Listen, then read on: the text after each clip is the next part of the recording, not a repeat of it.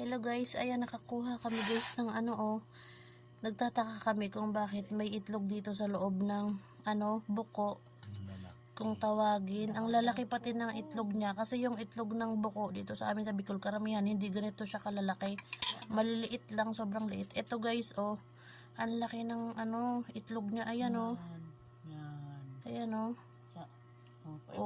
ano kaya to guys? Ayan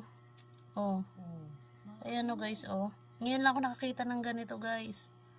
Tapos ito yung ayan buko sa Bicol kung tawagin.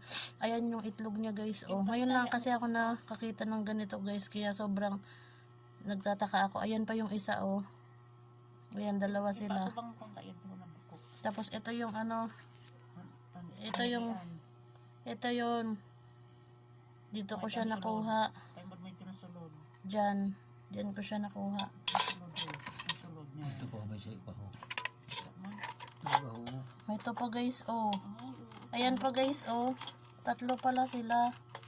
Ayan Ano kaya to? Anong klaseng kaya to? Hindi naman to ata sa buko na itlog ng buko kasi yung buko, yung shell na yan, maliliit lang. Pag nangitlog. Yun hali ni mo kinuha sa bituka. So, ito malalaki. Ba't ganito siya guys? Anong klaseng itlog kaya to? Ba't nandito to sa sa shell? Sa loob ng buko, kung tawagin dito sa Bicol buko. Ayan. bituka man yan hali. Ano kaya to guys? Ano daw ano sunod? Ayan man ba?